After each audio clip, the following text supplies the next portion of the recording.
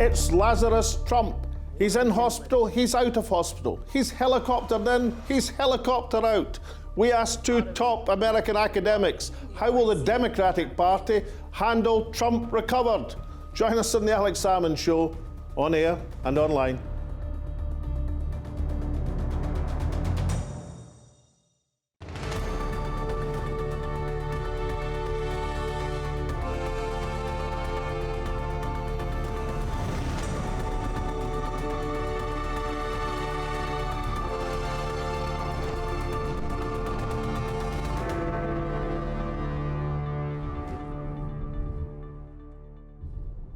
Welcome to the Alex Salmond Show, where we examine the political impact of the latest astounding developments in the presidential campaign.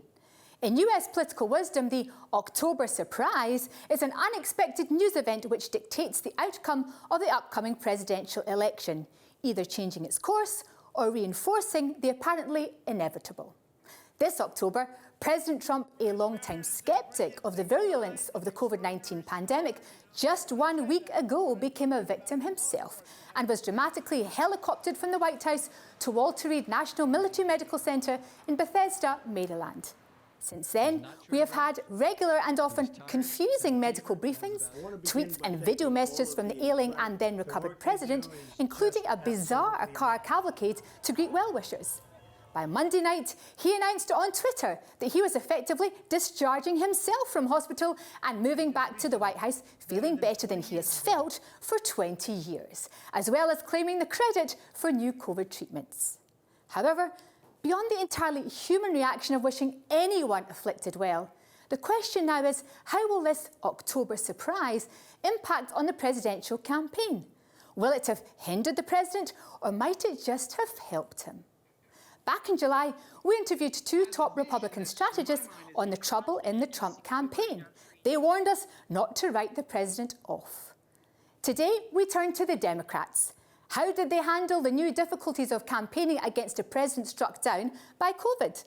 We interviewed two top academic commentators, Professor Joe White from Case Western University, Cleveland, and from the nation's capital of Washington, D.C., Professor Keneshia Grant. But first, to Alex with your tweets, emails and messages in response to last week's show. Now, lots of comments in on last week's show, which featured Peter Oborne and Professor Richard Murphy commenting on the political problems of Boris Johnson, the Prime Minister. Many says, excellent programme, but listening to the predictions of these two excellent guests for events over the next year, it's one miserable prospect. And John says, first time I've watched the programme. Welcome aboard, John. I enjoyed it. Peter Oborne and Richard Murphy were both excellent. And Alan says, Sunak, referring to the Chancellor of the Exchequer, his poster boy status is on borrowed time. Fiona says, Scotland and Wales will definitely want independence from England before long. Martin McPhee says, Professor Murphy predicted 5 million unemployed. Wow. I mean, wow. Now, Jim Wallace says, if that vote ever does happen in my lifetime, referring to an independence vote, I will go back to Scotland, vote no, and then go back to England. I paid many thousands in Scottish taxes in my lifetime, so I have every right to vote. Now, Jim, in the last Scottish referendum in 2014, which I organised, it was a residential vote. You had to stay in Scotland, wherever you were from, to be entitled to vote. What it'll be like next time round, if indeed there is a next time round, we'll just have to wait and see. And Mohammed from Bangladesh says, awesome presentation and discussions. While Jean says, glad to see you back. Good analysis of where things stand for the Tory party. I'll keep all the points to hand to see the end result, as will we all, Jean. And now back to Tasmina. When Prime Minister Boris Johnson was rushed to hospital in London, Britain held its breath, and the Prime Minister's popularity soared. It took months for the halo effect to wear off. Could the same thing now happen to President Trump? Or will his succumbing to the virus reinforce the accusation that he and his entourage have not taken it seriously enough? Until, of course, they found it knocking at the door of the White House. And will ordinary Americans wonder why they don't have access to the experimental drugs which seem to work the presidential oracle in double quick time? Attention has also been focused on the event at the White House Rose Garden to recognise Supreme Court nominee Amy Coney Barrett. Numerous people who attended this event have already tested positive, an event where social distancing seemed very far from the norm. So will the president gain a sympathy vote or lose support from those who think he brought COVID upon himself? Will he be admired for his rapid recovery or resented for his privileged access to treatment? Alex is joined by Professor Joe White of Cape Western Reserve University, Cleveland. Joe, welcome to the Alex Salmond Show. It's a pleasure to meet you. Now, this whole business of the president helicoptered into hospital, helicopter out again, announcing that he has defeated COVID, how is this going to play out in this remarkable presidential campaign? It won't make much of a difference. I think that part of it is that so many other things have been going on, such as his debate performance. Part of it is that so many people have already made their decisions about whether they like Trump or dislike Trump. I think it slightly hurts him probably in that he will look a bit more like a fool and a hypocrite, particularly when he says it's not such a big deal after having probably hundreds of thousands of dollars worth of free health care from the federal government. It'll be fairly easy for the Democrats to shoot back at that, saying, it's not such a big deal if you have insurance and you have a whole government at your command. But meanwhile, the Republicans are trying to take away people's insurance, and it's a lot bigger deal for those people. So I don't think it'll make much of a difference. On balance, it probably hurts him just a little. But couldn't the president argue, well, listen, a week ago I was generally recognised, not by himself, of course, but by lots of people as a loser in the debate. Now I'm acknowledging myself as a winner over COVID-19. Hasn't he dominated the political agenda? I don't think, he will certainly make the argument that this shows it's not such a big deal, and therefore it's a government and Democrats' plot that has caused us to shut down the best economy in history, and his survival, shows that it's not such a big deal. But, he had one of the guests at his Oklahoma rally died, Herman Cain, a former Republican presidential candidate. Again, he got medical care that's not available to virtually anybody, given the special drugs he got. So it's not going to be a really compelling argument. He'll make it, absolutely. But I don't think it's going to convince anybody who wasn't already convinced by him. Now, many Americans may well say, I would love to get this experimental drug cocktail that so miraculously treated the president. But equally, a lot of people will say, well, it shows that President Trump, whatever you might say about him, is a fighter, he's a strong man, he's demonstrated that he can recover from anything. Isn't that an argument that might carry some sway, at least with his own base? Well, first of all, we have to remember that we don't know what is going to happen over the next week with President Trump. Like many medical conditions, people get better and then they get worse. I know somebody who has a colleague whose father was getting better one day and died the next with COVID. So we have to remember that we do not know how the health story is going to play out. This weekend could be a very different look than right now. He's been trying to play down the virus all along, and he will make that argument, but I don't think it's going to change anybody's mind. I think his supporters will buy it, and the people who don't like him will not buy it. Now, one of the consequences of the president being dramatically helicoptered into hospital was that the Democrat campaign decided to withdraw the attack ads. These are the negative advertising, principally on television, which dominate American election campaigns. Doesn't that show a bit of uncertainty in the Democrat camp as how to deal with an ailing president that can't kick an opponent when he's down, that sort of thing? Yeah, it's sort of it's hard to be sure that the Republicans would have done the same thing. But remember, there's a lot of other ads going on. I don't think the Lincoln Project pulled its ads. The Republicans who really dislike Trump and have been running very strong ads against him, I don't think they've pulled their ads. It's just for a short period of time. It gives the Democrats are running some positive ads. What the heck? Why not do that for a little while? I do not think it's a big deal. It's very hard to think that the ads are going to make much of a difference one way or the other. Again, with how polarized people are right now, I have no doubt that Joe Biden is going to have more people trying to vote for him than Donald Trump is. Whether that turns out to Biden winning the election is an entirely different story. How do you rate the chances of the president saying, no, I'm not accepting that, I'm going to court, I'm going to challenge the state results, I'm going to challenge it right to the Supreme Court, and I'm going to fling the election into the House? Is that a serious prospect the Democrats are now looking at, or was Joe Biden right to kind of sweep it aside in the presidential debate? Well, I think what he was doing in the debate was he was saying this isn't a serious thing in order to make it look silly. Do Democrats think Trump is going to do that? Absolutely, and not just Democrats. I think that a great many commentators and observers of American politics find it very hard to believe that Trump would accept vote counts that say he lost. So when we look back, let's just assume that the opinion polls in America are correct and that Joe Biden is heading for victory. And let's assume that that is reflected in the Electoral College and overcomes all the problems. If we look back on the presidency of Donald Trump, wouldn't he at least be able to say that he innovated in terms of how he communicated with the American electorate? I mean, he has governed by tweet, has he not? Yeah, it's sort of I tweet, therefore I am. He seems to see himself. It validates himself to see himself, on social media. I think that Trump has shown a couple of things about the presidency.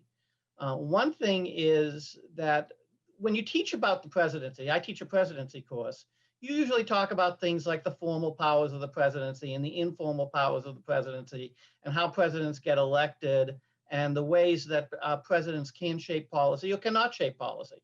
But Trump has definitely set a standard for both how to talk about your opponents, bypassing the normal media, although of course he has a huge megaphone in Fox News, but bypassing the normal media, relating to people directly through social media, but really sort of establishing the tone of politics, how people think about politics, shaping how people think about each other. That was going on anyway. This country has been polarizing for a long time, but presidents can try to work against it or they can try to work for it. And one of the most memorable aspects of Trump's presidency, and an aspect that Biden is running against, is the way that Trump has helped define the polity, define what our political life is supposed to be like through the attention that a president gets. So, Joe, I want you to take your many professorial hats off for a second and wheel in your crystal ball and tell our audience what's going to happen over the next few weeks. Who's going to win? I don't know who's going to win. I know who's going to have more people trying to vote for him, but I do not know how that will play out. All of the things that can go wrong favor Trump in terms of the popular vote. All the obstacles to voting are bigger obstacles to Democrats than to Republicans. The Electoral College clearly favors Republicans. 538, Nate Silver's analysis website says, if Biden wins by 3% of the popular vote, then he's favored to win the election. But if he wins by 2, he isn't. So I really do not know what will happen. If I had to guess, I would say that by middle of November, it will look like Biden won the election, and then Trump and the Republicans will do everything they can to overturn that. So come next January, who's going to be sitting behind the desk in the Oval Office? Boy, that's really hard to say, because even if you say it ends up being Nancy Pelosi by the law, that law will be challenged. Again, if I have to guess, Joe Biden, but that's with relatively low confidence, 55%. In which case, Joe, we'll be back to interview you in February to ask you what happened. Thank you so much for joining me on the Alex Salmond Show. My pleasure. And join us after the break, where I interview Professor Keneshia Grant of Howard University in the nation's capital of Washington, D.C. Join us then. Welcome back. Just over a week ago, the Democrats would be feeling pretty confident. On most assessments, Vice President Joe Biden emerged ahead on points after that first Towsy presidential debate. They are feeling equally confident that their feisty vice presidential candidate, Senator Kamala Harris, saw off the rather nondescript incumbent Mike Pence in the second debate. Now all calculations are up in the air. Alex asked Professor Keneshia Grant how the Democrats will handle these unprecedented circumstances. Welcome to the Alex Salmond Show, Professor Grant. Thank you for having me. Now, from a political point of view, how is the dramatic events of the last week with the president rushed to hospital and then declaring himself well and helicoptering himself back to the White House, how is that going to play out with the American electorate? I think we already see it playing out a bit with some of the polling numbers changing. It's been the case that Joe Biden has received a bit of a jump in the polling support from Americans as a result of the president's hospitalization. And I think that has to do both with kind of the idea that folks want a leader who is well, but also with the idea that individuals are not feeling good about Donald Trump's having gotten COVID and not feeling good about maybe some things they think he could have done to prevent getting COVID in this instance. But hasn't the president got an argument? Now, a week ago, I mean, he was well recognized as the loser in a presidential debate with Joe Biden. Now he's declared himself the winner over COVID-19. Is that not a powerful message? I think it might be for some people, and I think that we are living in a polarized time in the United States. And so the people who support Donald Trump support him fiercely. The people who support Joe Biden support him fiercely.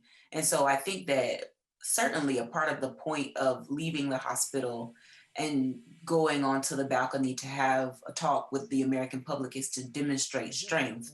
But I also think that this has the potential to backfire. Hopefully the president remains well, but if he doesn't, then that will be a problem for him. I think the other thing with this that creates a bit of a problem is that Americans know that he has different levels of access to care than they have. And so it does demonstrate that he is a winner, but I think people still have questions, or demonstrate for the moment that he is a winner. But I think people still have questions about whether he will be a winner over COVID in the long run and whether their lives will be feeling like winning lives following this election. Now, from the perspective of the Democrats now, I mean, they're ahead in the polls, they're within touching distance of an election victory.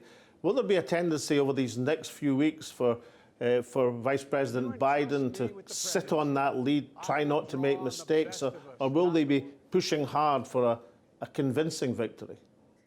I think they'll be pushing hard. What pushing hard looks like is different from the Democrats than what it is for the Republicans. And so I think for them, pushing hard means having the vice president maintain kind of a calm, not be so public facing in his events, in part because of COVID, but also in part because he has been in the past criticized for some missteps and some misspeaking. I think that we should expect to see Kamala Harris be activated and out and about more publicly in the near future. And so I think that, yes, they will be pushing to get more support, to just ensure that they win. But again, I think what that looks like would be different for them than it would be for the Republicans, who I might expect will have the president front and center of their push. Now, you mentioned Senator Harris, the vice presidential candidate for the Democrats. We saw the debate in the early hours of this morning. How an important figure will she be in the last few weeks of this campaign? I think she's an extremely important figure, critically important. I think that the debate performance was important. I think that the continuing questioning that we'll see her conduct with the Supreme Court will be important. I think she is an important surrogate because she can talk, she can do so fiercely, she does so well. And I think they'll dispatch her to talk not only to the American electorate broadly, but also to people in various groups like Black voters and women voters and other kinds of individuals who the Democrats would like to see have a final push in the days leading up to the election. Now, can I ask you, Professor Grant, you as a distinguished academic at a leading university in America, but a young Black woman, how do you relate, thinking about this divided society, to the sort of slightly older, white American, hard-edged supporters of Donald Trump? Isn't that a most massive divide in American society, almost two different countries? I think it is, but I think the reason that it's a massive divide is not to do with me or people like me. I think that Black women, myself in particular, and other people who I know like me, understand that we have lots in common with the people who support Donald Trump. I think that much of what we face, many of the problems that we face, are problems that are faced by Americans in general. But that there are some Americans, the Americans like the ones you name, who don't recognize these problems as problems that go across the color line. They, I think that the problem of race is the most important problem in the nation. And I don't think that they see places for us to work together where I think people like me believe that we'd be better served if we all work together against these common problems we have. And thinking about the president and his many pronouncements and his even more tweets, is there anything at all about the Donald that you can relate to in terms of anything he says about any subject? I mean, it could be said that he alone among recent presidents, he hasn't involved America in any more overseas adventures, for example. The short answer is no. I don't. There's so much wrong about the current state of the world that I can't remember or think about anything that is right about it. I think to the point that you're asking about this idea that America should be at home, that our troops should be at home, I think that has its place.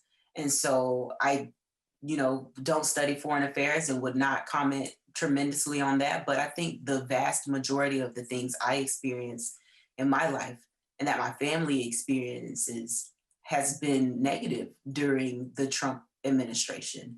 And so, to be frank, I don't think that there's much that I can celebrate about his presidency. Now, of course, the Democratic Party, after being beaten unexpectedly 4 years ago, are thirsting for a victory. But can you see Senator Biden as anything more than a transitional figure? He's not likely, as we'd say in Scotland, to set the heather on fire, is he? Yeah, I think that's a great question. And I think that you're right that he is probably a transitional figure. And I think he knows that. I think the Democrats have made their peace with that. I think that a part of the reason that we had such an intense debate about the vice president and who would be vice president was because everybody understood that the person named vice president would have a setup to be the president in the next election.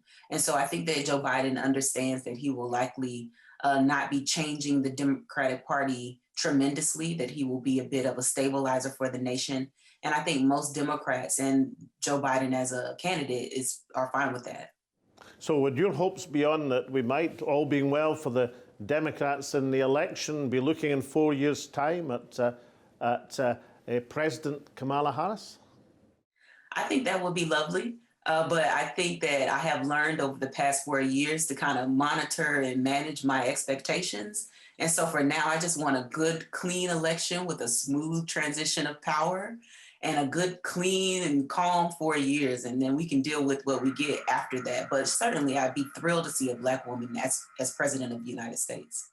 How do you rate the suggestion that's being made, and certainly one which hasn't been outright denied by the president, that there might be a chance that he'll not accept an election defeat, would sit in the White House, would take it to the Supreme Court, would challenge various state results? Is that a real expectation among Democrats, that the president is not going to evacuate the Oval Office under any circumstances? For sure, I think Democrats are worried about this peaceful transition of power. I think Republicans are worried about it too. I think only the folks who are the most diehard Trump supporters, who support Trump over the notion of our democracy, are fine with his comments about fighting this on multiple levels, even if it seems to be legitimate. I think everybody else is worried about the prospect of him staying when we all believe that someone else won the election. And one final thought, Professor Grant. Many people watching this around the world, for all the criticisms there have been of the United States, which have been many, have still regarded the United States as the shining city on the hill, to use the quotation. What could you say to those people who've so admired America but have had perhaps substantial doubts about the integrity of the American system, indeed American society, over these last few years?